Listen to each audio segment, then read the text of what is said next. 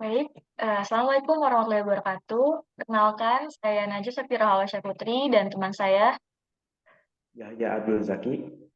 dan satu teman kami yaitu Andis Desrian Irianto yang sedang berhalangan hadir. Kami di sini yaitu dari Institut Teknologi Bandung dengan dosen pembimbing Dr. Insinyur Siti Herni Rohana, MSI. Di sini akan menjelaskan terkait meningkatkan kesejahteraan masyarakat melalui pengembangan inovasi penetapan target subsidi yang tepat sasaran. Next.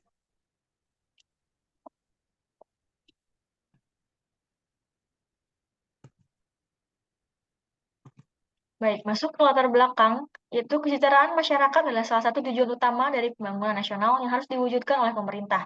Untuk mencapai tujuan tersebut, pemerintah perlu memberikan subsidi kepada kelompok masyarakat yang membutuhkan, seperti masyarakat miskin, petani, nelayan, dan sebagainya. Subsidi ini bertujuan untuk meningkatkan kualitas hidup, pendapatan, dan kesejahteraan masyarakat.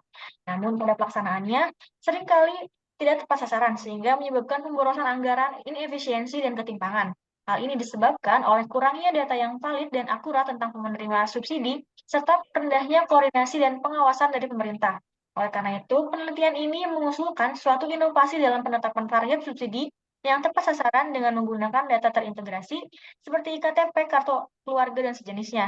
Data terintegrasi ini dapat membantu pemerintah mengidentifikasi masyarakat yang berhak mendapatkan subsidi serta menantau dan mengevaluasi dampak dari subsidi tersebut. Selanjutnya itu masuk ke dalam tinjauan pustaka.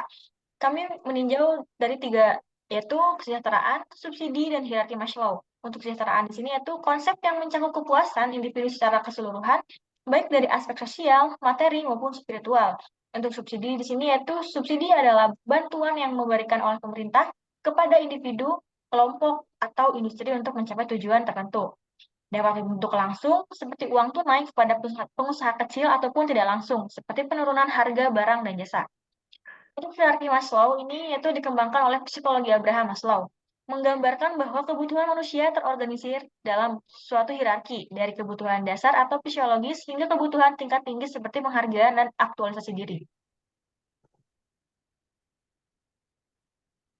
Masuk ke dalam pembahasan. Di sini yaitu pembahasan terkait efektivitas subsidi dalam meningkatkan kesejahteraan masyarakat.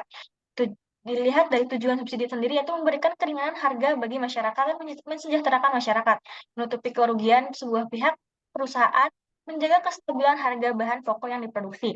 Untuk jenis subsidi di sini itu terdapat dua, yaitu subsidi langsung dan tidak langsung. Peran subsidi dalam mengurangi kemiskinan, yaitu subsidi dapat menjadi solusi untuk menurunkan kemiskinan di Indonesia dengan cara mengontrol nilai harga suatu barang dan meningkatkan produksi barang. Masuk dalam efektivitas subsidi di sini itu masih belum efektif. Yang pertama itu karena ketidaktepatan sasaran penerima bantuan, ketidakmerataan penyaluran bantuan, pendistribusian yang lama, penyelewengan dana, dan politisasi bantuan sosial. Sehingga mengakibatkan sebuah dampak positif dan negatif. Yang pertama itu dampak positif, sehingga menjaga kelompok kurang mampu untuk mendapat tetap akses terhadap pelayanan publik, baik itu dalam hal sosial maupun hal pembangunan ekonomi. Untuk negatifnya itu dapat menyebabkan distorsi harga.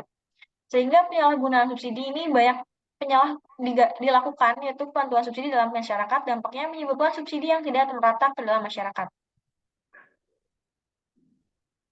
Selanjutnya itu terkait kondisi atau kriteria pasar dasar penentu target subsidi. Dapat dilihat dari kondisi ekonomi sosial, kebutuhan dasar, sasaran strategis, evaluasi dan perbaikan, berkelanjutan, fleksibilitas dan responsivitas, transparansi dan akuntabilitas.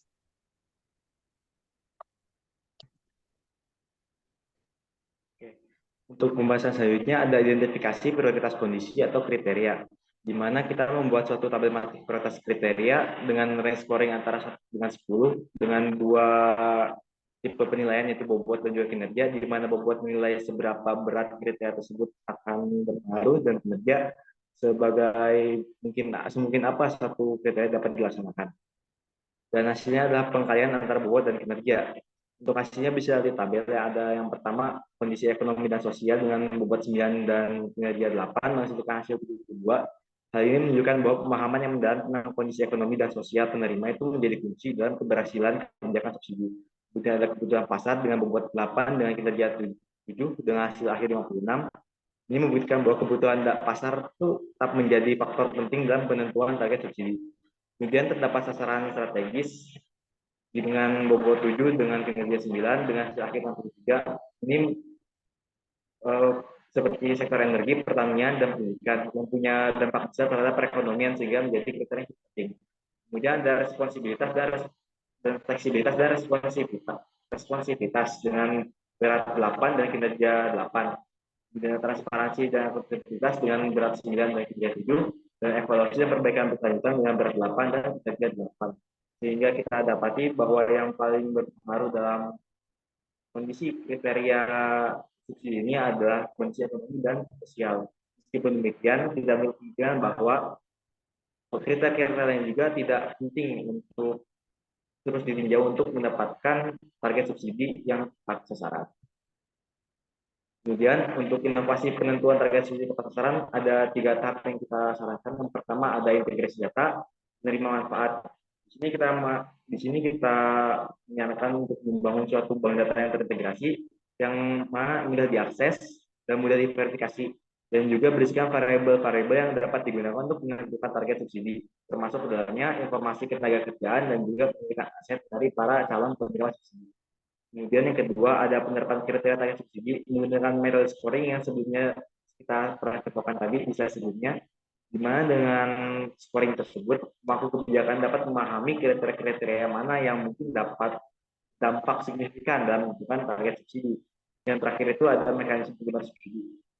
Dari hasil penelitian yang kita dapat dan kita analisis kembali, kita menemui bahwa metode yang paling efektif dalam menyebarkan subsidi ini adalah dengan metode biometrik, yang mana mencakup 6 tahap. Yang pertama persiapan data untuk database-nya, sosialisasi mekanisme biometrik, kemudian registrasi data dari penerima, kemudian penyaluran dari bantuan menggunakan metode biometrik ini, dan yang terakhir ada pemanfaatan dari bantuan yang disubsidikan atau disubsidikan. Nah, untuk memastikan kinerja dari subsidi sangat baik, kita menyarankan untuk tetap mengadakan umpan balik dari penerima subsidi agar subsidi ini kedepannya akan menjadi lebih baik lagi.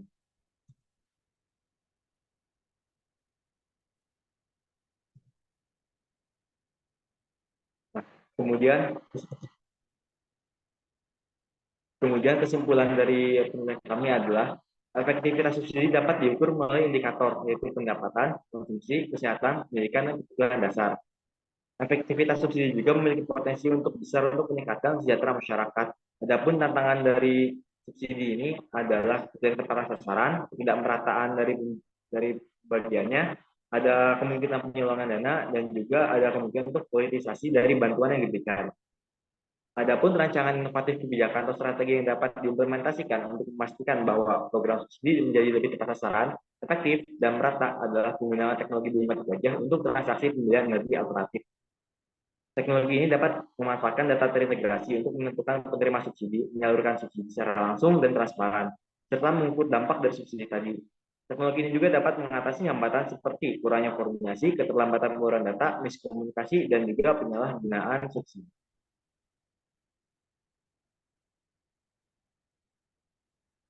Adapun saran atau rekomendasi dari kami adalah yang pertama, ada biaya yang tinggi. Teknologi biometrik ini membutuhkan perangkat dan infrastruktur yang cukup canggih dan mahal. Kedua, ada kesalahan identifikasi, di mana teknologi biometrik itu tidak selalu akurat dan dapat mengalami kesalahan identifikasi, baik karena kesalahan teknis maupun kesalahan manusia, seperti salah membaca wajah ataupun sidik jari. Yang ketiga, ada kerentanan data, di mana teknologi biometrik ini mengharuskan pengumpulan dan penyimpanan data yang pribadi yang sensitif, seperti misalnya wajah ataupun sidik jari. Yang keempat, ada perubahan perilaku, di mana teknologi biometrik ini membutuhkan beberapa perubahan perilaku dari penerima manfaat, seperti menyimpan kartu, membawa kartu, atau alat autentikasi lain pada saat transaksi, serta mengingat PIN.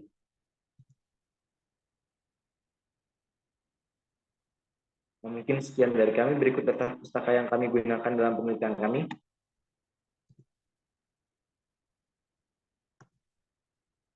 Sekian dari kami, mohon maaf bila ada kesalahan. Wassalamualaikum warahmatullahi wabarakatuh.